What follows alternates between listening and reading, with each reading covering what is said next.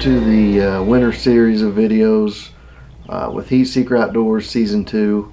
We're in the last stretch here.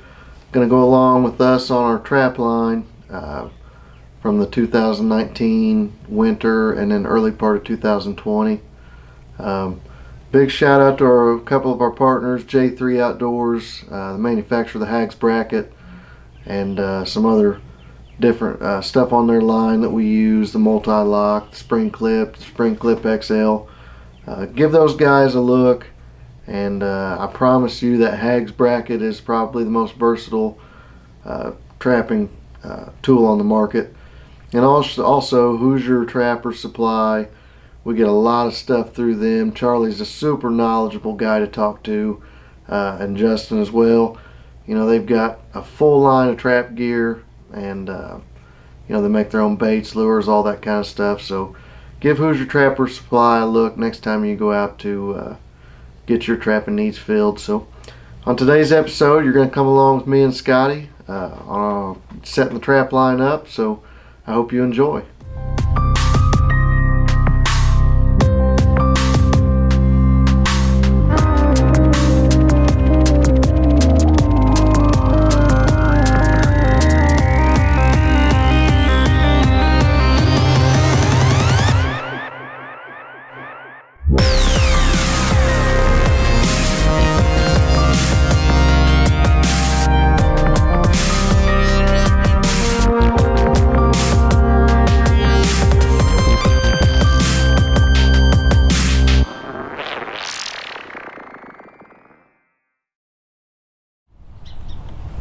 Hey everybody, we're here. It's our first catch of the year here on our Indiana trap line. We've got a nice big mature southern Indiana coon. Raccoon set here. We made like a kind of somewhat of a pocket set, natural. You know, there's kind of a place here where they already kind of go in and out humped up with the brush here around this pond, and we just kind of assisted with that a little bit. Used a 220. We took a trailing scent, Hoosier Trapper Supply raccoon trailing scent in, and then we just baited the pocket with a little bit of fish bait and a little bit of the trailing scent. So we're gonna get him taken care of and get this set back opened up. Okay, so we're here. We got the remake done real quickly on it. We've got a little bit of Sweet Success. We took some sheep's wool, and it's something new we're gonna try this year. We just put this Sweet Success on that sheep's wool, and it just is a visual and you know, it's visual curiosity, but also at the same time it's attractant for the smell. So we use that on the sheep's wool that we put in there, and then we use Hoosier Trapper's trailing scent #1. We just make a nice little couple squirts of that here, one from the pond, one from the upper side of it, and then got our 220 on a stabilizer and got it all fenced in. So we'll see what happens.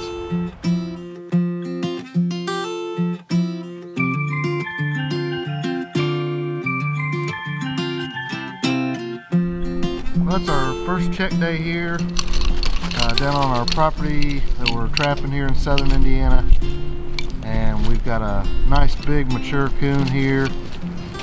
Caught him in a dog proof, I think it's a coon dagger, and we just used marshmallows and Sweet Success from Hoosier Trapper. So we're gonna get him taken care of so he doesn't get tore up too bad here, and move on down the line and see what else we got.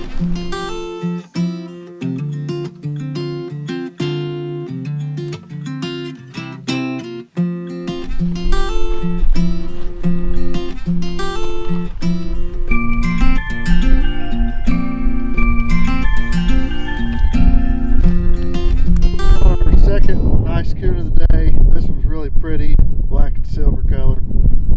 Caught this one in a dog proof with marshmallows and Sweet Success from Hoosier Trapper. So got him taken care of. Time to get him in the back of the Honda and get out of this weather. So we'll keep you posted.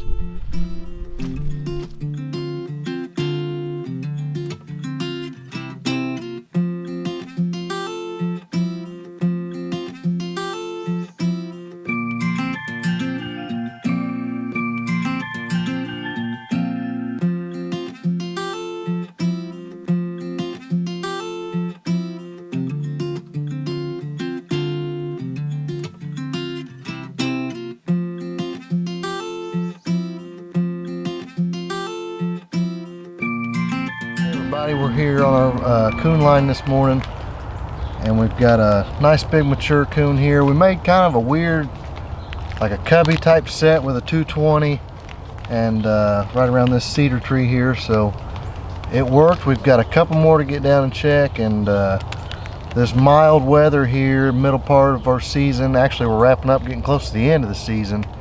This mild weather has just caused them to get out and run quite a bit.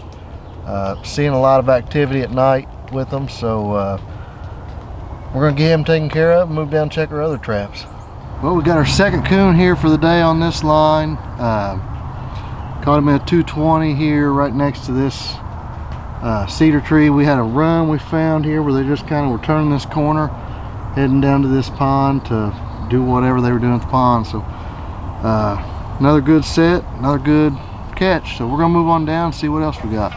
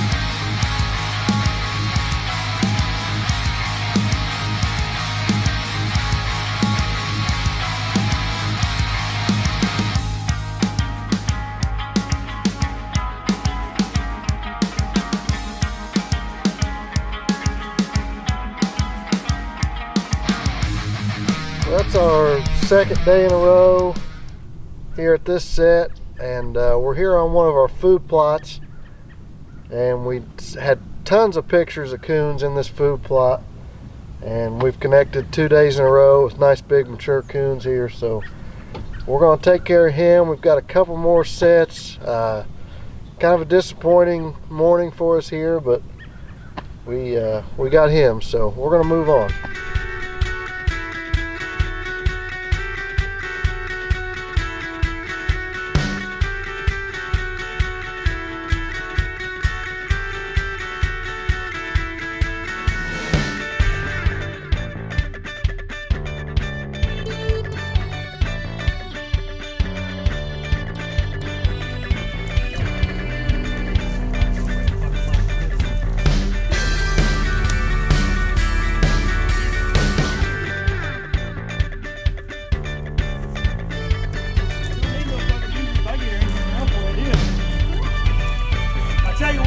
Traveling yesterday to today.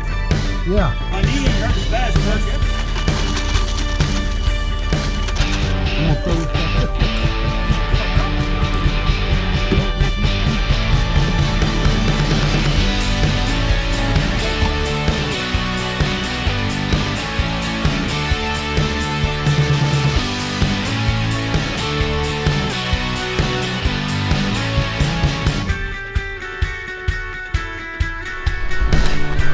We'll try Scotty's way.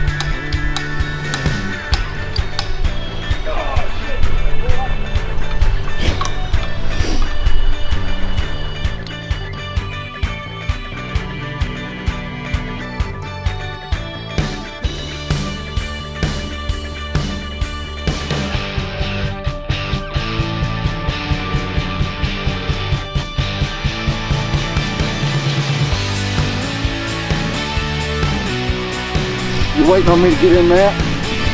I'm waiting on it.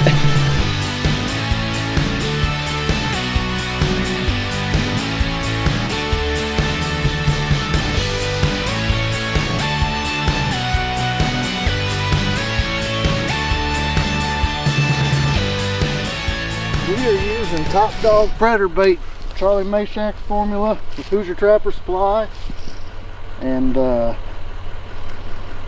it's definitely, that's probably what I've caught 90% of my coyotes in my trapping career on. And the only reason I didn't catch probably the other 10% is because I was just trying something different on a stubborn coyote. So Charlie's got a formula that's based on bobcat meat, and I guarantee you, you'll be successful using it. I use a little bit of sheep's wool.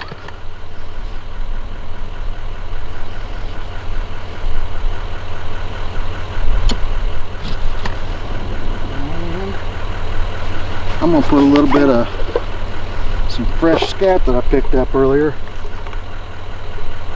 in another area, right up there by the hole. Freshen it up a little bit.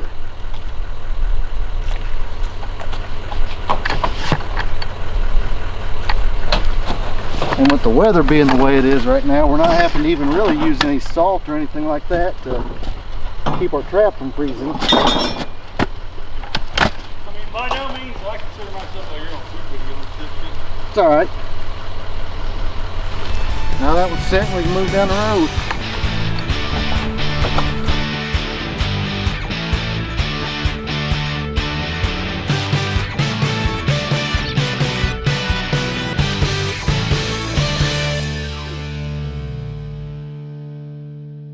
Well, we had a long line this year. We had a week, we set a pretty long line. It took us about 7.5, 8 hours just to run traps. They were scattered out pretty far. So we try to put them in as fast as we can, and you'll talk to some people that think they need to be perfect. The key is to finding the tools to make it easier for you to set them faster. Me and Brian could go in and set a double in 5 minutes, and then we were packing our stuff up and moving on to the next set, because we covered about, I don't know, I think one day we drove 55 miles checking traps. But a lot of the ground we were trapping was kind of rocky, so it was hard to get your stakes bedded. We use cable stakes we make ourselves, but we use cordless drill and auger. It's a 2-inch auger. I've got a 2.5-inch auger, but just the dirt holes, the bait holes we make with it, and if the ground's frozen, I still use it to remount my trap bed, and then I can take my shovel with the pick on it and finish it out and make it where the trap sits right. But you'll see in some of the videos, we set them pretty fast. Some of them not as fast as the others because you run into more rocks and just debris. But we used, on this one occasional set, I like to use a backer. It's just easier for me, and then I can get my gauge from my hole, and I do nothing the same every time. Sometimes I'm 8 inches from the hole, sometimes I'm 12 inches from the hole. Sometimes I'm left, sometimes I'm right, and sometimes I actually set the trap behind the backer, because a coyote will come around back usually first and try to look over your backer and smell in your hole. And I've caught quite a few from the backside, and just make a dummy set up front. But try the auger and the drill. It'll speed you up quite a bit. It's something else you do have to carry. Thank God we could drive to most of our sets, because we had so much stuff to pack we couldn't be walking and packing. And honestly, we don't even set if we can't drive the Ranger or the truck. So, but all right, when we set our coyote sets, I usually used just peat moss. It was pretty wet here last winter. We did get a little snow, but the ground just stayed wet. Used to use salts, try a lot of the cover hulls. It was pretty windy a few days. Cover hulls seemed to blow off. I'll make my trap bed, and then I'll put just a thin dust of peat moss on the bottom, so if the ground is frozen, the steel doesn't freeze to the ground, and it gives you a little give. And it does have a little bit of spring. I don't like that part, so I try to make sure it's bedded solid, so it's not moving it off. He steps on a jaw. We actually use a multitude of different traps. We use Bridgers, number 2, 4 coils, Duke 550s, MB 550s. We've got a majority of traps that we just try, and all of them will work. Just depends on how much money you want to spend on the trap. They all worked flawlessly. Some of them take a little more work to get the jaw set, spring tensions, pan tension.